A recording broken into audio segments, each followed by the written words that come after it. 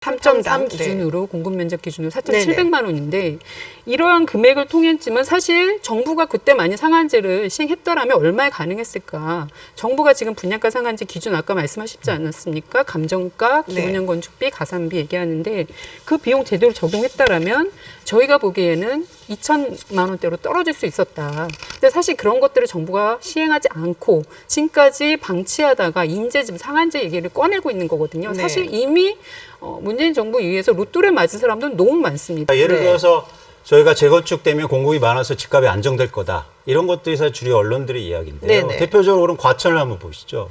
과천이 지금 다 재건축 단지입니다. 전부 다 보시고 공사 중이에요. 집값이 떨어집니까? 경기도에서 제일 많이 올랐어요. 지금 여러분 사시는 동네를 한번 보세요. 대부분 올랐던 지역들이 다 아파트 짓고 있습니다.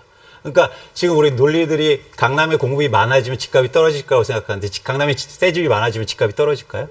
저는 더 오를 거라고 생각하거든요. 글쎄 그게 이제 수요와 공급에 따라서 공급이 많아지면은 집값이 떨어진다라는 일반적인 또 이제 의견하고는 대치가 됐는데 반대를 하실 것 같아요. 일단 네, 기본적으로 지금 공급이 부족해지면은 당연히 이제 가격이 떨어지는데요. 지금 이제 떨어지지 않고 가격이 계속 올라가는 것은 공급 부족에 대한 시장에서 불안감이 굉장히 커지고 있는 거죠. 그래서 지금 당장이 아니더라도 향후에 서울이나 인근 뭐 과천처럼 그런 곳에 있어서는 사람들이 선호하는 지역인데 오히려 앞으로 향후에 있어서 어떤 전체적인 시장 상황에서 공급이 부족해질 수도 있다는 불안감이 현재의 가격들을 많이 끌어올리고 있거든요. 분양가 상한제 같은 경우 2007년도에 적용이 됐었다라는 것만 기억을 하는데 군사 정권 때부터 사실 이게 유래가 되었더라고요. 좀 저도 이렇게 찾아보니까 그 전에부터 있었던 제도고 그렇다면 우리가 경험치를 통해서 이게 어땠었는지를 조금 알아볼 수 있을 것 같습니다. 최은영 소장님, 네, 우리가 어떤 역사적으로 봤을 때 어떤 현상이 있었는지. 네, 그렇죠. 사실은 그 72년에 주택 건설 촉진법이라는 게 있는데요. 그때 이후에도 사실은 공공에서 대부분 그때는 그 아파트의 형태의 공동주택은 많이 공급했어요. 초기에는. 그럴 때도 다 가격 제한이 있었죠. 그리고 그다음에 77년에 지금 처음 도입됐다는 거는 민간에 확대한 거였는데 그때는 저기 유신 체제라서 법도 없이 그냥 도입했더라고요. 법도 거의 없이 그냥 정부에서 도입하겠다 하면서 55만 원 3.3 제곱미터당 이렇게 그냥 가격의 상한을 둔 형태로 도입을 했었고요. 그게 굉장히 오래 간 건 아니네요. 80년대까지 가다가 이게 81년에 잠깐 분양가가 자율화되다가 그러니까 이제 한신공영 사태라는 게 발생해서 분양가가 바로 올라가요. 그러니까 이제 지금 요약해서 말씀드리면 계속 풀어줄 때마다 계속 많이 올라갔다. 82년에도 그랬고, 그다음에 89년, 99년 계속 이 분양가를 자유로할 때마다 분양가가 폭등하는 상황이 났고, 그 아주 구체적인 사례가 이제 2007년에 민간 택지의 분양가 상한제를 노무현 정부에서 했을 때 그게 생각보다 오래 갔거든요. 그때. 그러니까 이명박 정부는 상당히 그 부동산 정책을 이렇게 부양하는 정책을 했음에도 불구하고 분양가 상한제는 없애지 않았거든요. 그게 불러일으킬 부작용, 가계부채 증가라는 부작용을 우려해서 왜냐하면 분양가 상한제를 실시하면 주택가격이 올라가고 근데 가계소득이 주택가격을 못 따라가면 그 차이를 빚으로 메울 수밖에 없잖아요. 그러니까 그 우려 때문에 이명박 정부에서도 도입하지 않았던 분양가 상한제를 규제를 폐지하는 것을 박근혜 정부는 과감하게 한 거죠.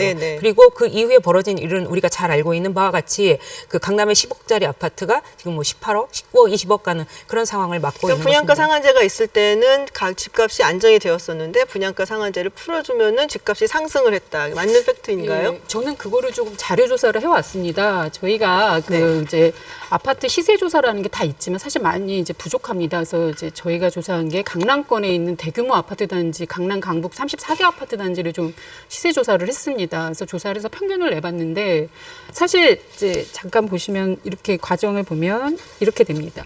이제 시청자분들께도 보여드리는데 70년대, 80년대는 사실 자료 조사가 어렵지만 90년 이후로는 조사가 가능한데요. 90년대 분양가 상한제가 유지됐을 때 집값이 크게 상승하지 않았습니다. 당시 집값 상승했다고 했지만 지금 전체적으로 집값 흐름을 보니까 최근 들어서의 집값 상승 또 참여정부 때 분양가 상한제 없었을 때 집값 상승에 비하면 집값 상승이 크지 않고 안정적이었다라고 말할 수 있는 상황일 정도고요. 분양가 상한제 폐지한 이후에 2014년 이후에 문재인 정부, 박근혜 정부에서 많이 상승했고 또 참여정부에서 참여정부가 분양가 상한제를 시행을 했지만 겨우 정권 말에 시행했거든요. 그러니까 사실 참여정부 내에서 집값이 아주 많이 폭등한 것으로 저희들 네네. 조사 결과로 또 확인이 되는 추석- 겁니다. 네. 제가 네, 먼저 말씀해 주세요. 국장님 보여드리는 표가 굉장히 재밌는 표인데요. 왜냐하면 잘 보시면 저게 2007년도에 민간 택지에 대해서 분양가 상한제를 적용하는데 그때가 우리나라 집값이 제일 높았을 때입니다. 그러니까 네. 집값이 높으니까 규제를 하는 거죠. 네. 반면에 분양가 상한제를 폐지했을 때 보세요. 거의 바닥입니다.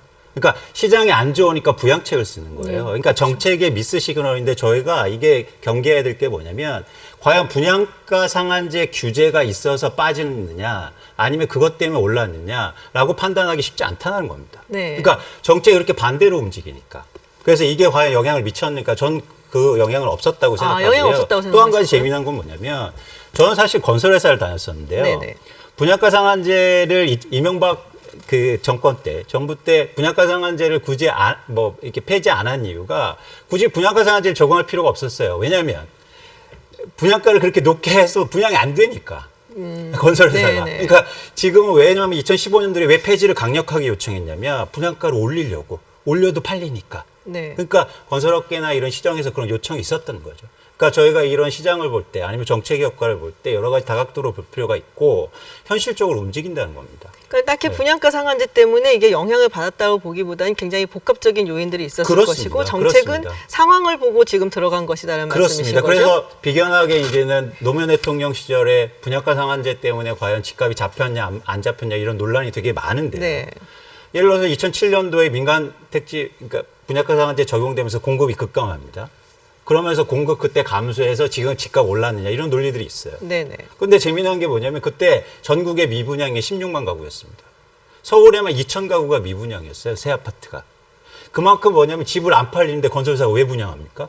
그래서 분양을 안 했던 거예요. 분양가 상한제가 있어서 분양을 안 했던 게 네네. 아니고. 다른 경제적인 요인들도 있을 것 같은데요. 그렇죠. 뭐 여러 가지 요인들이 있게 되는데요. 이제 상당히 이제 그 앞에 예를 들어 뭐 전두환 정부 때나 그다음에 이제 그 뒤에 노태우 정부 때나 뭐 이럴 때 하고 사실은 그때도 비슷한 제도들이 박정희 정부 때도 있었지만 그걸 평면으로 비교하기는 대단히 힘들고요. 지금 가장 이제 거의 지금과 유사한 형태는 결국은 노무현 정부 때 이제 2007년도 9월 달에 도입한 민간 택지 확대 적용이 거의 거진 지금과의 모습이 비슷한데요.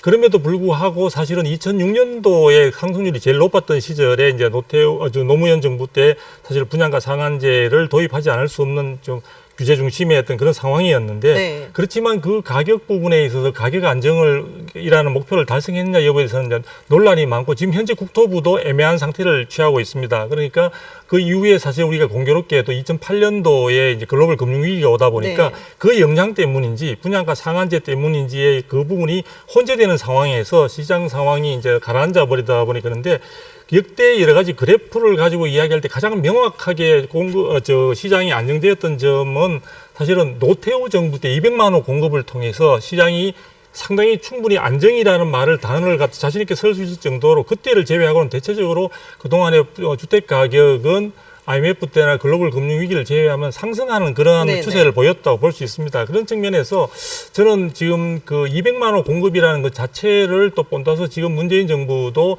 2018년도에 이제 그 주거복지 로드맵을 통해서 100만 호 공급이라는 삼기 신도시. 네. 3기 신도시 전에 이제 네.